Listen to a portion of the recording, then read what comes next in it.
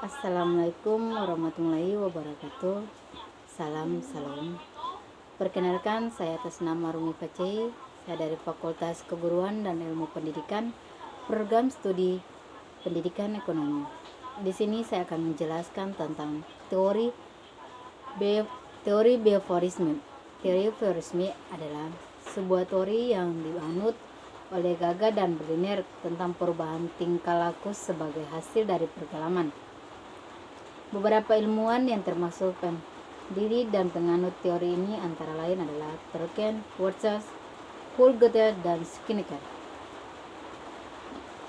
Dalam teori behaviorisme, pendidik sangat mendominasi dalam proses kegiatan pembelajaran. Tugasnya memindahkan pengetahuan ke orang yang belajar dengan cara memberikan stimulus, penghargaan atau hukuman dalam kegiatan pembelajaran untuk mencapai hasil belajar yang baik. Sementara peserta didik dipandang sebagai objek yang pasif. Dalam masa pandemi ini, tentu saja peserta didik merasa terganggu dengan apa yang terjadi sekarang, karena masa pandemi membuat siswa kebingungan bagaimana untuk harus menerima belajar dengan cara daring atau online. Karena jika menggunakan online, mungkin saja tidak semua siswa itu dapat menanggapi apa yang dijelaskan guru atau apa yang disampaikan oleh guru. Karena untuk memahami sebuah materi atau suatu pembelajaran sungguhlah sulit untuk bagi siswa dalam menanggapinya, apalagi dalam masa sekarang pandemi siswa harus menerima materi dengan cara online atau mendengar apa yang disampaikan dan melihat apa yang ditampilkan oleh guru dalam materinya.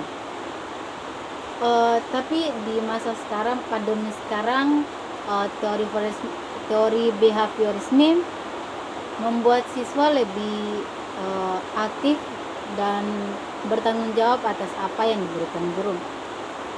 Karena di masa pandemi sekarang, siswa harus pintar dan jernih dalam mengatur waktu agar bagaimana tidak terganggu dengan lingkungan atau situasi sekarang dalam masa pandemi. Lebih bagusnya sekarang siswa bisa mengerjakan tugas di dalam ruangan atau ruangan belajar yang telah disediakan oleh orang tuanya. Karena jika untuk di masa pandemi sekarang, jika siswa harus belajar di luar ruangan, mungkin saja akan sedikit terganggu dengan wabah yang melanda untuk dunia kita sekarang, apalagi terutama di Indonesia. Jika siswa harus berinteraksi di luar, harus bertemu dengan orang di luar atau dengan lingkungan, mungkin saja akan terasa terganggu. Karena di masa pandemi sekarang kita harus menjaga jarak, harus memakai masker agar tidak terkena dengan virus. Jadi teori behaviorisme sangat bagus karena membuat kita belajar lebih tenang dan santai mengerjakan apa yang diberikan guru terhadap kita di rumah. Itulah pengertian dan pendapat saya tentang teori behaviorisme di masa pandemi ini. Tapi lain dari pengertian itu, ada juga kelebihan dan kelemahan dalam teori behaviorisme.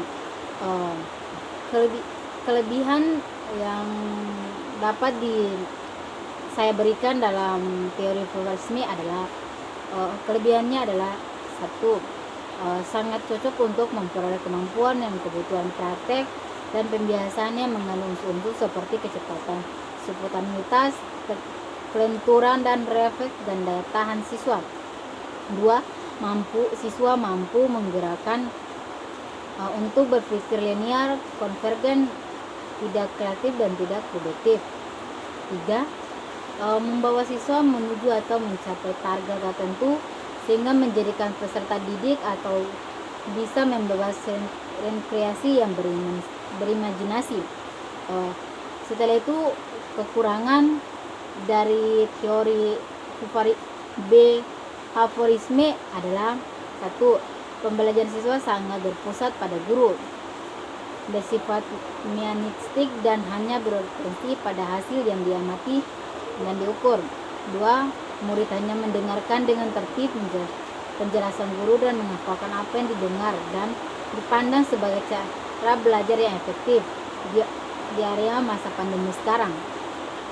Tiga, siswa baik hukuman verbal maupun fisik seperti kata-kata kasar, ejekan, ceweran yang justru berakibat buruk pada siswa. Empat, tidak mampu menjelaskan situasi belajar yang kompleks sebab banyak variabel atau hal-hal yang berkaitan dengan pendidikan atau belajar yang tidak dapat diubah menjadi sekedar hubungan stimulus dan respon. Karena itulah kelebihan dan kekurangan dalam masa aliran teori behaviorisme. Sekian dan terima kasih. Jika ada kesalahan mohon dimaafkan. Kembali mungkin kesalahan ada milik saya, dan kelebihan dan kebenaran hanya milik Allah Subhanahu wa taala. Sekian dan terima kasih. Wassalamualaikum warahmatullahi wabarakatuh.